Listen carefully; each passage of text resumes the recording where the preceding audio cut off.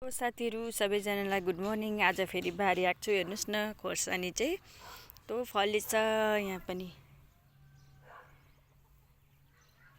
खोर्सानी अनि टिपेको हेर्नुहोस् न, कतिवटा त पाकेछ पनि। अनि टिप्दैछु म। यहाँ अलिक छिप्पेकोहरू चाहिँ टिपेको। यहाँ चाहिँ आमाले चाहिँ घाँस काट्नु हुँदैछ। एउटा खसी छ, अन्त त्यसकै लागि चाहिँ घाँस काट्नु हुँदैछ। म चाहिँ खोर्सानी टिपेको साथीहरू। अस्ति नै रोपेको थियौँ नि त।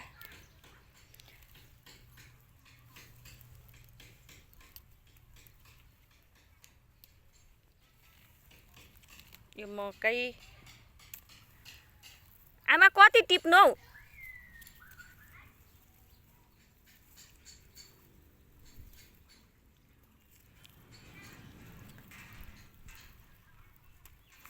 हेर्नुहोस् न, यहाँ पाकेछ।